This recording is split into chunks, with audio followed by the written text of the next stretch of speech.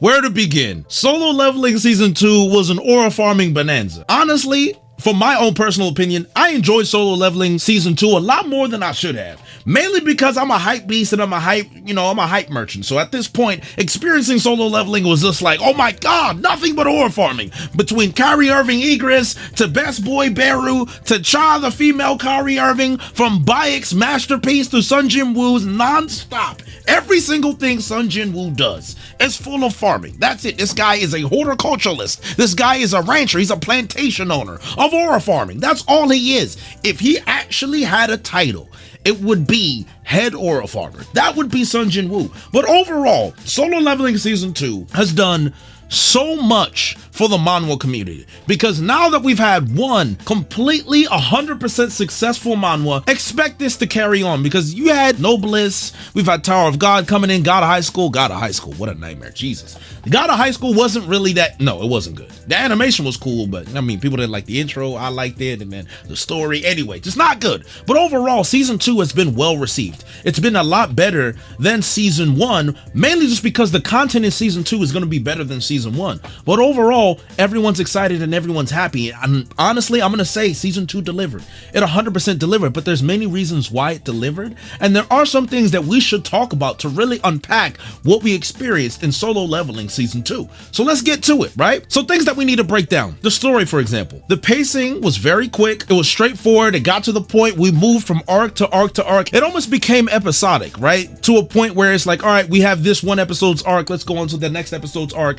And that's a good formula for a story like this, because the plot of Solo Leveling, it really isn't that deep. It's basically, I'm Sun Jin Woo, I'm Raw, I aura farm, I get all the hoes, and I'm just out here. I'm doing what I gotta do. So for the most part, if you know what you're getting with Solo Leveling, you're gonna be 100% satisfied, and the pacing can be quick. So the pacing matched what the plot really is, because there isn't really a plot. I mean, there is a plot, but is there really? No, it's really just aura farming. So let's just move forward with that. So I would say, as someone that has read the manhwa up to a certain point, there was some context that was missing for certain characters that really would have brought some color to the characters. Like, there's more context around Cha, the demon princess in the arc with Baran, right? There's a little bit more context with her and her family, so there's some things that they've skipped as well. There's some missing context with Sun Jin Woo as well. But overall, the anime did a good job in giving you what you needed to see to understand the story was cohesive and to just have a good time. So overall, the story was good. I had a good experience as well. I was engaged with the arc with Sun Jin Woo's mom, Sun Jin Woo's sister.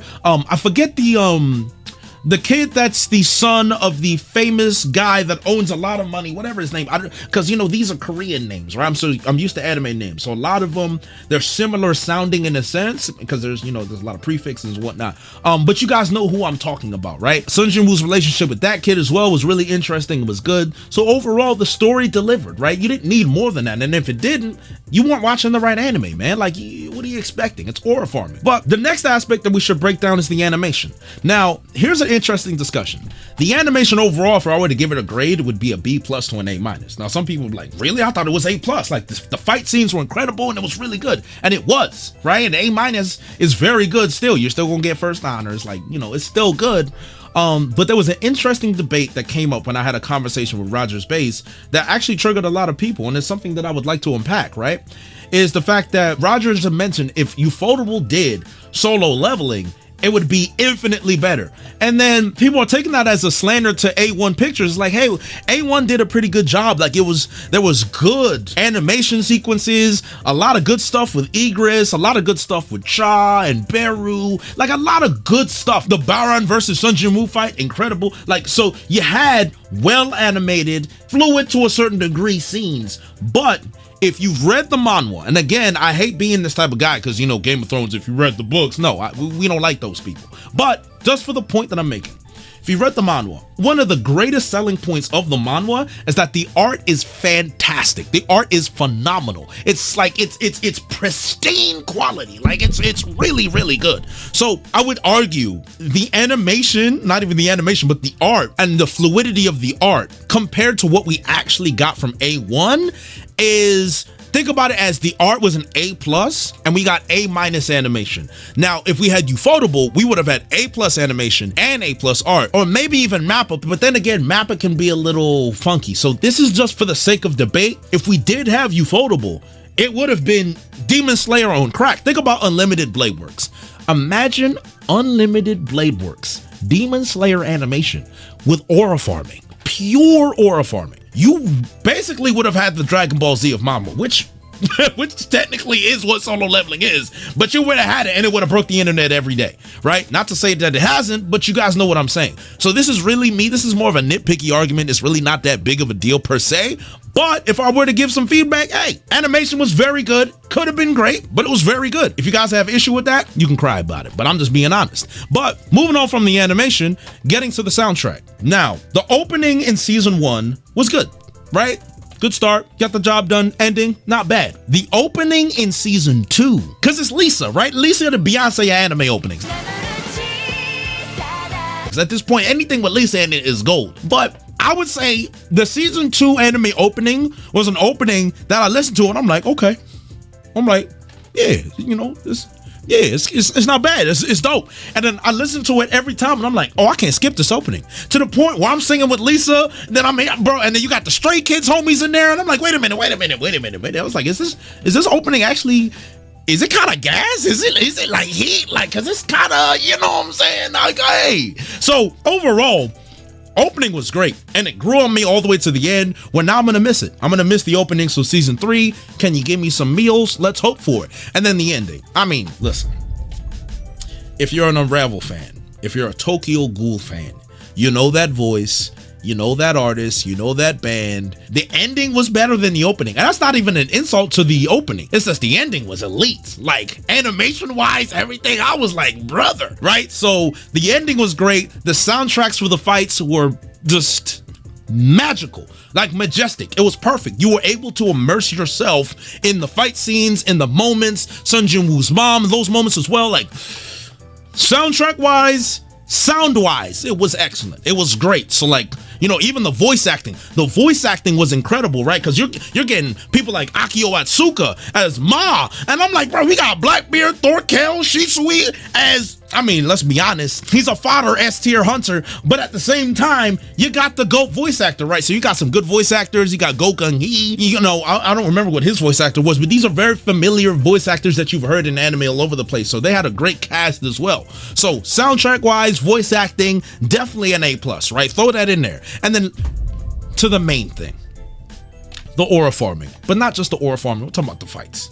Because we got 4 fights here that are in the A++ to the B+ range. And obviously the best fight, right, to me, y'all may say Beru. I'm not saying Beru. I'm saying it's Baran. Baran versus Sun Jin-woo, the Demon King, the Demon Monarch, brother. That fight, that dragon, him standing on that dragon with that sword, lightning, farming everywhere. I was like, all right, man, like we're going way above and beyond. Like, I never thought I'd see someone farm harder than Sun Jin-woo, and there's 2 people that did. Beru farmed as hard as he could. And then Baran, I mean, God, it took all his shadows. It took straight up hands. It took a Mickey. It took a buff mid-fight for him to beat Baran. And that uppercut, Lord. I mean, listen. Solo Leveling delivered so aggressively with the Baran fight because it was super good in the manhwa. But I ain't gonna lie, they might have over-delivered. I ain't even gonna lie, it was special. It was a special fight. Like, y'all can all agree the Baran fight was elite. A++ for that one. A+ fight, Sun Jin-woo versus Beru, the finale. I mean, bro, listen, you were able to see the fear in the hearts of all the S-Rec hunters with Beru because he decimated everybody.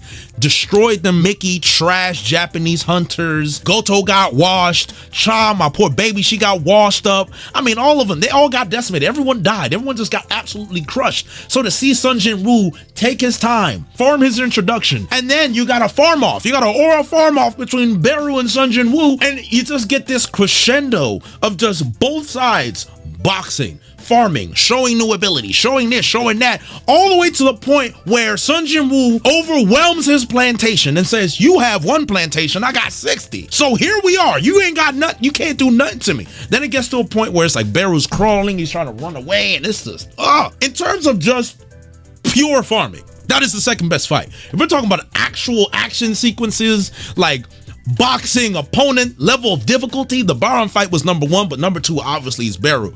And then for me, number two, we have Sun Jin-woo versus Carl Galan, who's basically just touched the shadow with the orcs. I mean, the expose that we saw from Ygritte, from all the shadows fighting the other orcs, and then Sun Jin-woo just saying, hey buddy, like, he's just not like that. Sorry guys, not gonna happen. Yeah, I'm built different, right? So this is really just, it's gonna be the same formula. It's, you see a really strong boss, all the fire around him like, oh my god, I'm so scared. Sun Jin-woo was like, haha, I'm Bronn, and it's over, right? It's the same thing with Baruka, the Ice Elf, which is our first experience of the real Sun Jin-woo farm, our first experience of the Ygritte farm as well. Like, it's really just straightforward action sequence, great animation, aura farming, great end, and then farm at the end, just to let everybody know, oh man, I'm cold, right? All of Sun Jin-woo's shadows, they all farm, right? So at this point, I think we should have a farm counter for how many times I've said the word aura farm. We should be at like 14 right now. But anywho, excellent. So the fights obviously delivered as well, and then getting to the characters as well, because we have some lovable characters in this. So like for me, Beru, best boy. Right? The moment we see Beru, and I know in the finale you don't know he's best boy, but you kind of just realize the moment he's out here, he's best boy. He's basically a Meruem clone. We call him Beruem in the community. Like, he's, if you watch Hunter x Hunter, this is literally just a Meruem clone, right? With a little bit more glazing, right? He's goated. Beru, incredible. We have Ygritte. Now, Ygritte in season 1, his performance, magical. This guy is actually Bronn, like, just, well, he's really Kyrie, but massive credit to Ygritte. The skills, the flips, the swagger, just, bro, the exaggerated swagger of a black teen. That's Ygritte. We have Cha, the female Kyrie, who's basically doing SSS tricky tricks on giant monsters, the Ant Queen, sliding on her sword. I said, girl, relax. She the female Kyrie. Cha was great. She loves herself some Sun Jin-woo, the whole smelling gimmick, like all of that. Y'all gonna love Cha, man. Cha was great through this, the shadows. Tusk the orc, Tank, Iron, I tanked the polar bear, Iron, the giant, basically the giant tank, you know, if we're talking about like League of Legends or Marvel Rivals terms. Those shadows are hilarious, man. They all got their own little expressions. They kind of just, I love the shadows. They're great. Go Gung-hee, the chairman, we call him Garp Chujo for those who watch One Piece. Bro, you love a good fashion, goated old man. And that's what Go Gung-hee is. He didn't need much from him. You know, he's got the clean cut, nice hair, clean beard, the scars because you know he's raw. Loved him. Bayek, out of all the S-rank hunters, right? People's like Choi Jong-in and Cha and Ma and all of these. No, man, it's Bayek. Bayek is the best S-rank hunter, best character, the one who cares, the white tiger transformation. It's Bayek in Zero, right? Choi Jong-in, he's cool, he's alright, I guess. You know, he got a little flair in his red hair and his fire, the Bodega Mustang. Like, yeah, alright, whatever. It's really Bayek. We love Bayek. And then, honestly, you know, L of the Year, Bums of the Year, Rats of the Year, the Japanese S ranks, you know, just losers. All of them. They're all losers. Yeah, I'm sure they won the little exhibition match or whatever, but they're losers. We don't like them. Trash. Get them out of here. Stinky. And that Japanese chairman that was talking all that trash to try to set up them in Jeju Island, yeah, hold that, buddy. We didn't like you. So hold that. All of them. Bums. Didn't like them. And then just to wrap everything up, like, there was some just great key moments that we really enjoyed. Like, listen, Sun Jin-woo's mom waking up moment was a masterpiece. It invoked every emotion we needed.